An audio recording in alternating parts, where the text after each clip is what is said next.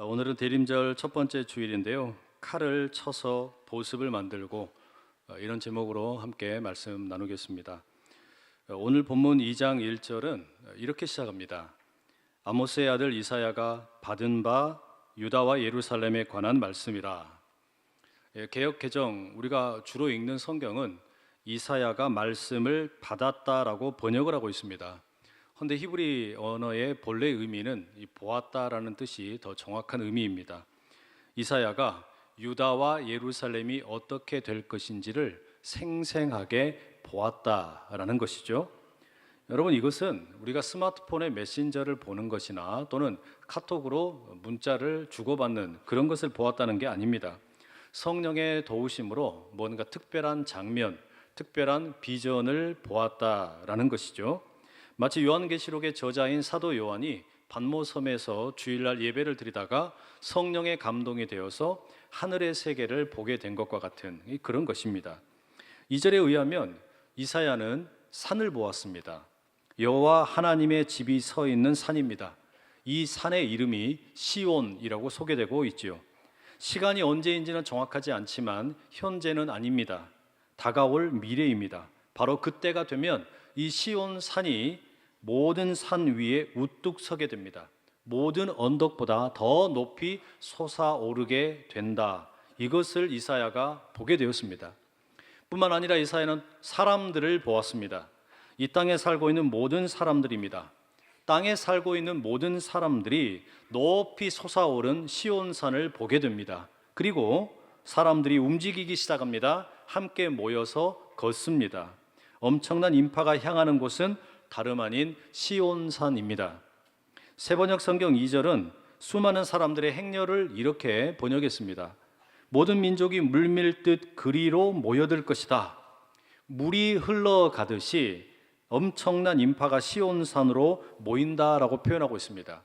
여러분, 이게 무척이나 흥미로운 그런 번역입니다. 본래 여러분, 물은 위에서 아래로, 산에서 발원하여 아래로 흘러가는 것이 정상이지요. 그런데 지금 사람들의 행렬이 반대입니다. 거꾸로 거슬러 올라가는 연어처럼 아래에서 위로 물밀듯이 시온산을 향하여 사람들이 모인다라는 겁니다. 이걸 보았어요. 이게 여러분 어떤 의미를 가지고 있겠습니까? 산이 물의 근원이듯이 또 깊은 산속의 강물이 연어의 근원이듯이 이 땅에 살고 있는 모든 사람들의 근원이 시온산이라는 것입니다. 이 땅에 흩어져 살고 있던 사람들이 자신들의 근원이 되는 시온산으로 지금 모이고 있는 것입니다. 이사야는 이처럼 특별한 사람들의 행렬을 보게 되었습니다. 이사야가 또 다른 장면을 봅니다. 움직이는 사람들, 시온산을 향하여 움직이고 있는 이 인파들이 서로 노래하는 장면을 보았습니다. 3절이 이렇게 말하죠. 오라 우리가 여호와의 산에 오르며 야곱의 하나님의 전에 이르자 그가 그의 길을 우리에게 가르치실 것이라 우리가 그 길로 행하리라. 사람들이 노래를 부르며 서로를 격려하며 시온산을 올라가는 장면을 본 것이지요. 그런데 이들이 부르는 노래의 가사가 조금 독특합니다. 우리가 여호와의 산에 오르자라고 노래를 하고 야곱의 하나님의 전에 이르자라고 노래합니다. 그런데 이 사람들은 이스라엘 사람들이 아닙니다. 유대인들이 아니라는 이야기예요. 창세기 28장에 보면 하나님께서 베델이라고 하는 곳에서 도망자 야곱을 만나시는 장면이 나옵니다. 형과 아버지를 속이고 도망치던 야곱입니다. 그럼에도 하나님께서는 그 야곱에게 땅과 자손들과 축복을 약속하셨고 훗날에는 안전하게 집으로 돌아오게 지켜주시겠다라고 약속을 주십니다. 이것은 철저하게 야곱과 야곱의 가족들, 나아가 이스라엘 민족을 향한 언약이 되고 약속이 됩니다. 그런데 이사야 2장 4절에 오늘 말씀에 보면, 이 3절의 말씀에 보면 이스라엘 사람도 아닌, 유대인도 아닌, 예루살렘에 거주하는 사람들도 아닌 이방의 사람들이 다 함께 야곱의 하나님을 찾고 있습니다. 왜 이러는 걸까요? 심지어 이들이 왜 야곱의 하나님에게서 길을 배우려고 합니까? 하나님으로부터 배운 대로 살겠다고 다짐하는 그 이유가 무엇입니까? 여러분, 이건 혹시 말도 안 되는 엉터리 환상은 아니냐 이런 생각이 듭니다. 왜 이런 환상을 이사야는 기록해 놓은 것인가 질문이 생길 수밖에 없습니다. 실제로 여러분, 이사야가 활동하던 당시에 유다와 예루살렘이라고 하는 그 현실은 참 참혹했습니다. 이사야 1장 3절에 보면 예루살렘 백성들의 현실을 이렇게 묘사합니다. 소는 그 임자를 알고 나귀는 그 주인의 구유를 알건만은 이스라엘은 알지 못하고 나의 백성은 깨닫지 못하는도다 하셨도다. 이스라엘의 현실을 딱 한 문장으로 묘사한다면 하나님을 잊어버렸다라는 겁니다. 예루살렘의 그 현실이 어떤 것이냐? 하나님을 떠나버렸다. 그것이 예루살렘의 현실입니다. 여러분, 우리는 무엇을 가리켜 현실이라고 말합니까? 건강입니까? 돈입니까? 학벌입니까? 아니면 직장입니까? 집안입니까? 아니에요. 우리 인생의 진정한 문제는 건강도 아니고 돈도 아니고 학교도 아니고 직장도 아닙니다. 인생의 진정한 현실은 우리의 영적인 상태에 있습니다. 하나님을 모르면 그 인생의 현실은 망가진 인생입니다. 하나님을 모르면 그 인생은 가장 중요한 것을 잃어버린 셈입니다. 하나님을 모르면 그 인생은 아무것도 남는 게 없다라는 말입니다. 이게 예루살렘과 유다 백성들의 현실이었습니다. 이들의 영적인 상태가 답이 없었습니다. 그 결과 그들이 살고 있는 도시와 땅이 덩달아 황폐화되고 말았습니다.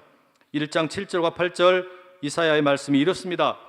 너희의 땅은 황폐하였고 너희의 성읍들은 불에 탔고 너희의 토지는 너희 목전에서 이방인에게 삼켜졌으며 이방인에게 파괴됨 같이 황폐하였고 딸 시온은 포도원의 망대같이 참외밭의 원두막같이 애워싸인 성읍같이 겨우 남았도다. 예루살렘 사람들이 하나님을 잊어버리고 떠나버린 결과 땅과 도시와 토지가 다른 사람들에 의해서, 다른 민족에 의해서 유린당하고 말았습니다. 파괴되고 말았습니다. 겨우 남은 것이 뭐냐? 그게 시온입니다. 겨우 남은 것을 가리켜 시온이라고 이야기하고 있습니다. 버려진 망대처럼, 원두막처럼, 적군들에 의해서 에워싸인 도시처럼 겨우 시온만 남게 되었습니다. 이게 예루살렘과 유다의 현실 모습입니다. 이렇게 여러분, 우리가 이사야의 1장의 말씀과 2장의 말씀을 나란히 읽어놓고 보면 1장에 묘사되어 있는 시온의 현실과 2장에서 이야기하는 시온의 모습은 너무 다릅니다. 너무 다른 거예요.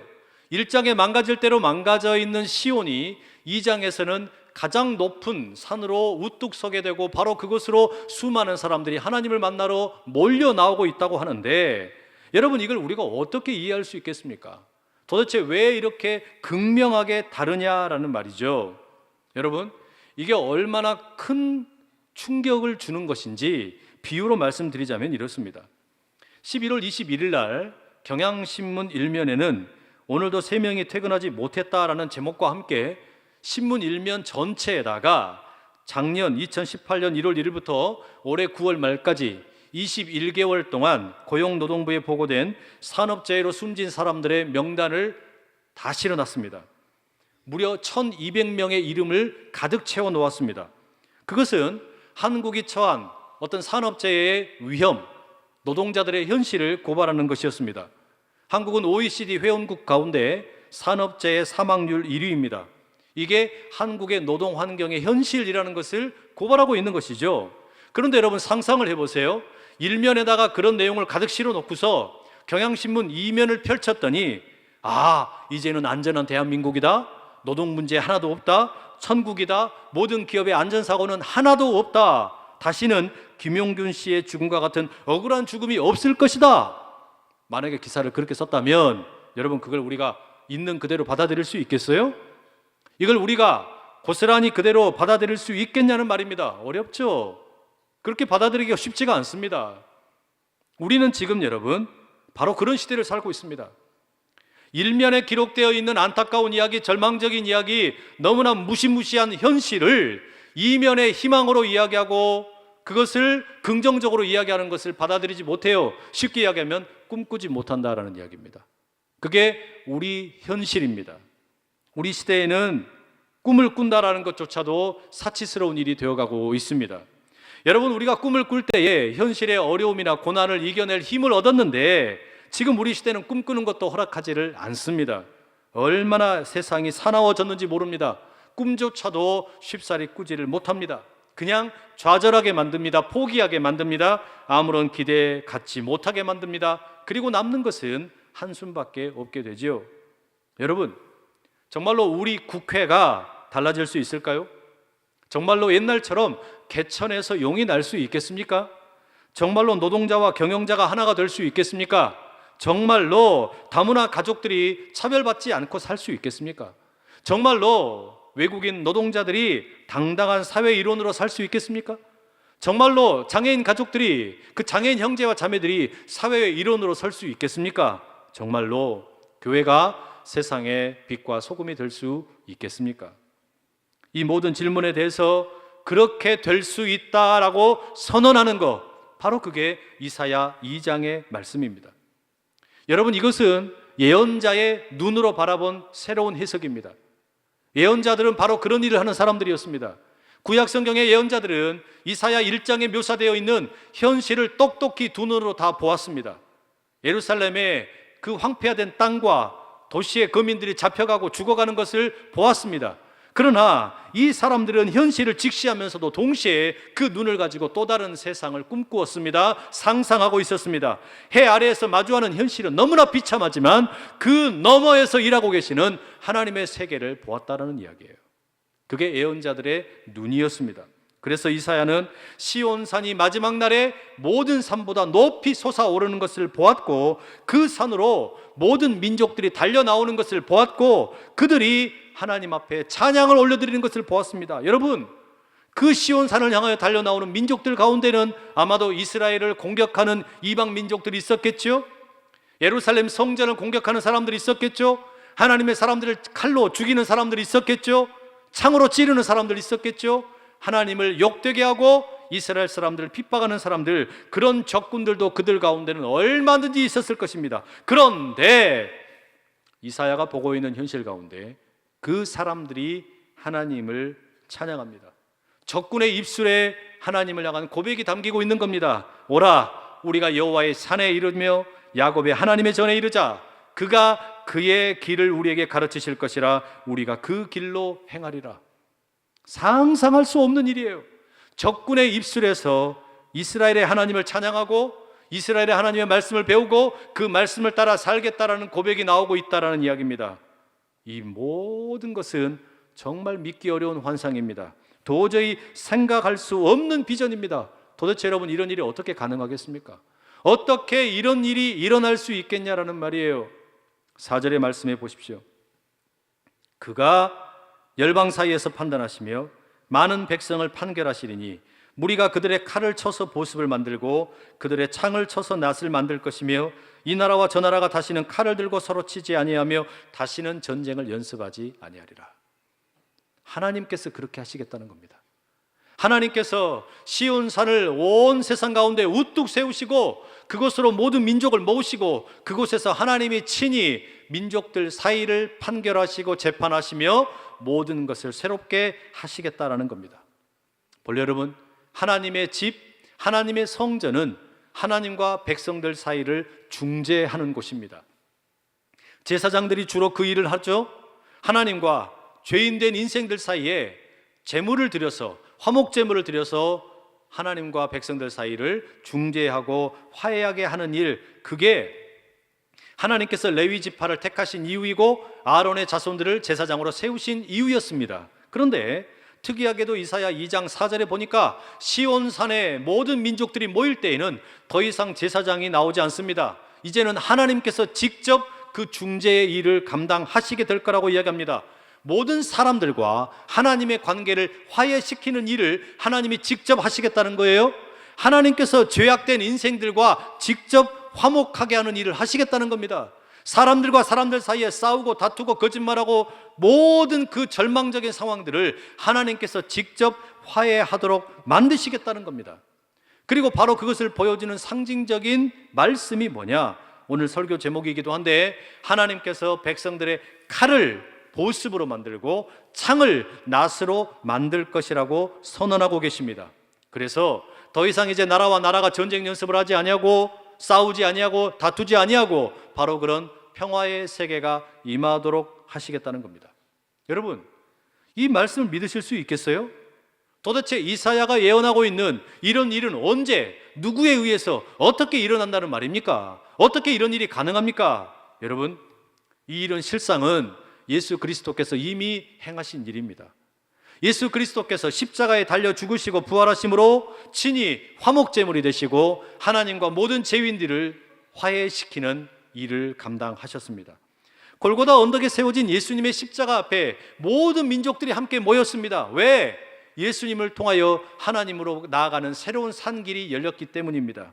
우리 주님이 스스로 화목제물이 되셔서 이제 전쟁하는 사람들, 갈등하는 사람들, 싸우는 사람들, 미워하고 헐뜯고 욕하는 사람들, 그들 사이를 판결하시고 재판하시고 모두 다 화해하게 만드셨다라는 말입니다. 예수님께는 충분한 능력이 있으셨습니다. 칼과 창으로 로마의 군인들을 무찌를 수 있었습니다. 그러나 우리 주님께서는 진정한 평화의 왕이 되기 위해서 칼과 창으로 로마의 군인들을 무찌르지 않으셨습니다.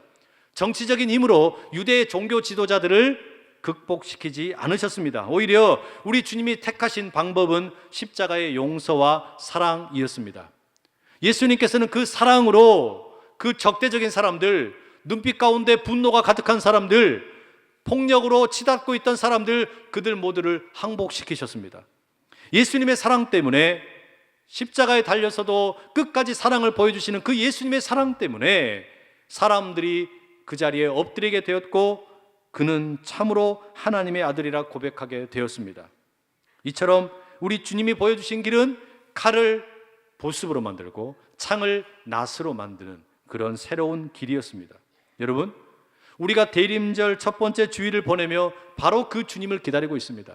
우리가 살고 있는 이 땅에 평화가 없어서, 평화가 깨어져 버려서 갈등하고 싸우고 날마다 전쟁 연습하고 서로 가운데 주고받는 말이 너무나 서슬퍼렇고 지나치게 공격적인 우리의 삶을 우리가 너무나 잘 알기 때문에 우리는 지금 예수님을 기다리는 겁니다.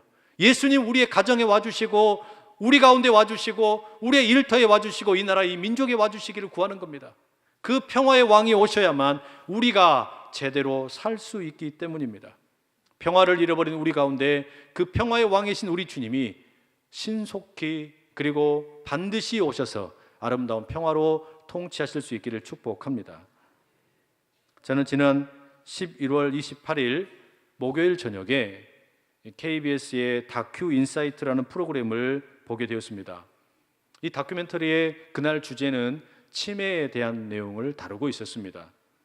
대한민국의 치매 인구가 점점 늘어나고 있기도 하고 저희 교회에 상당한 규모의 요양원 2군데가 속해 있기 때문에 유심히 그 프로그램을 보게 되었습니다.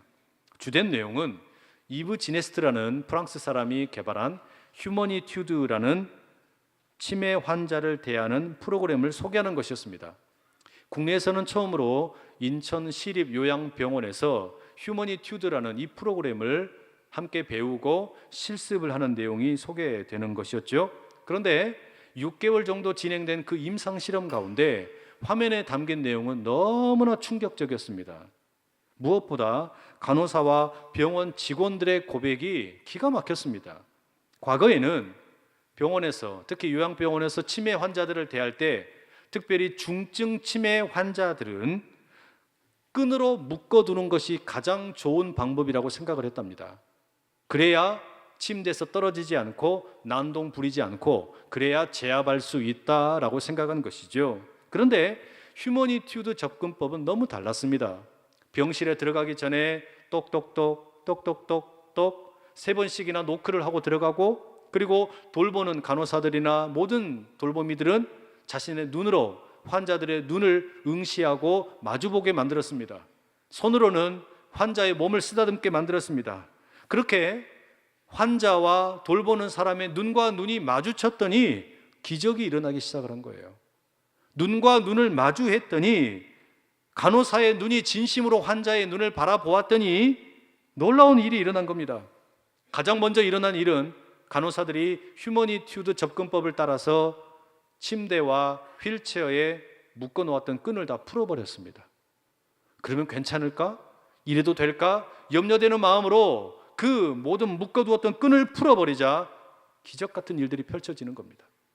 환자와 돌보미들이 서로 눈을 마주하게 되자 그 병원에 입원할 때부터 한 번도 침대 밑으로 내려와 보지 못했던 환자가 휠체어를 타게 됩니다. 휠체어를 타던 사람이 걷는 연습을 하게 됩니다. 남의 부축을 받아서 걷던 사람이 혼자서 걷는 일이 생겨나기 시작을 합니다. 몸이 움직이기 시작을 하니까 환자와 돌보는 사람들의 마음이 함께 변화가 일어나기 시작을 했어요. 생각이 달라지기 시작했다는 이야기예요. 깜짝 놀랐어요? 이 프로그램에서 보여주는 휴머니튜드의 가장 중요한 점은 눈과 눈을 마주하는 아이 컨택이었습니다. 눈과 눈을 마주하고 제대로 상대방을 바라보라는 것이었습니다. 눈과 눈이 정말로 마주하게 되면 상대방이 단지 중증 치매가 걸려서 제대로 사람 구실 못하는 환자로 보이는 게 아니라 그 사람도 인격체라는 것을 사람들이 깨닫게 된 거예요. 저 사람이 그냥 죽을 날만 기다리는 환자가 아니라 저 사람도 똑같은 생각이 있고 마음이 있고 감정이 있는 환자가 아니라 사람이라는 것을 보게 된 겁니다. 그러자 기적이 일어난 거예요. 상대방의 상태가 절망적이고 아무런 희망이 없다고 하는 것이 아니라 그렇게 눈을 마주하고 보니까 가능성이 깨어나더라는 거예요. 이 작은 기적이야말로 이사야 2장 4절이 이야기하는 칼을 보습으로 만들고 창을 낫으로 만드는 하나님의 비전이 아니겠습니까? 전쟁 무기를 농기구로 바꾸는 것은 멀리 있는 이야기가 아닙니다. 정치인들이 하는 일이 아닙니다. 전쟁하는 사람들이 하는 일이 아니더란 이야기예요. 전쟁 무기를 농기구로 바꾸는 거, 사람을 죽이던 도구를, 사람을 묶어놓던 끈을 풀어놓고 그 사람이 움직일 수 있게 만들어주는 거, 여러분 이건 우리들 마음의 이야기였다는 이야기예요. 삶을 바라보는 마음의 문제였다라는 것을 비로소 알게 되었다라는 것이죠. 여러분, 예수님께서 이 땅에 오셔서 평화가 없는 이 땅에 평화의 왕이 되실 때 어떻게 평화의 왕이 되셨습니까? 예수님은 당시에 로마의 군인들의 모든 마차를, 칼을, 창을 없애버리지 않으셨습니다. 지금도 예수님께서는 이 땅에 평화의 왕으로 오실 때 핵무기를 없애버리거나 총을 없애버리거나 대포를 없애버리거나 전투기를 없애버리는 방법을 하지 않으십니다. 그런데 예수님께서 하시는 일이 있어요. 우리들의 마음을 변화시킵니다. 예수님은 우리들의 마음을 변화시키는 거예요. 그러면 여러분, 우리가 자발적으로 칼을 보습으로 만듭니다. 창을 낫으로 만듭니다. 절망적인 말을 희망의 말로 만듭니다. 저주 섞인 말과 거짓으로 가득했던 입술이 상대방을 바라보는 아름다운 눈으로 바뀌고 축복하는 말로 바뀌게 되더라라는 이야기입니다. 거기에서 여러분 기적이 일어나는 거예요. 그게 여러분 주님이 다시 오심을 기다리는 우리가 걸어야 할 길입니다. 예수님께서는 이 땅에 교회를 세우시고 이 교회로 하여금 평화를 잃어버린 이 세상 가운데 바로 그 일 하라고, 사람들의 그 무너진 마음을 새롭게 하라고 우리를 이 자리로 부르셨습니다. 그 걸음을 우리가 힘차게 내딛는 것, 바로 그게 이 대림절에 우리가 배워야 할 주님의 걸음이라는 말이죠.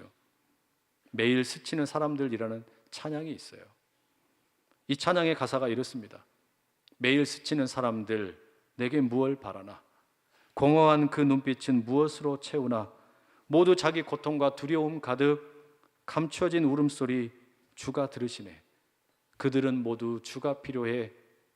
깨지고 상한 마음 주가 여시네. 그들은 모두 주가 필요해. 모두 알게 되리 사랑의 주님.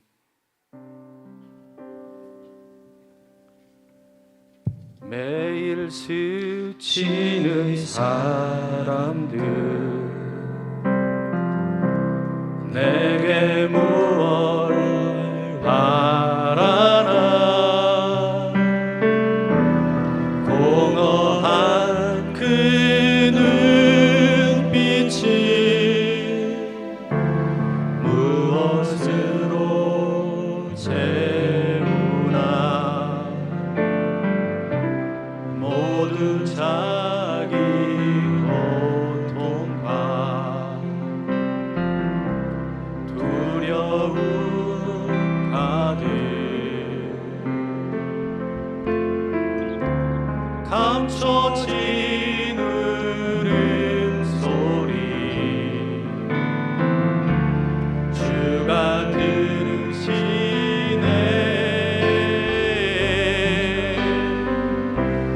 그들은 모두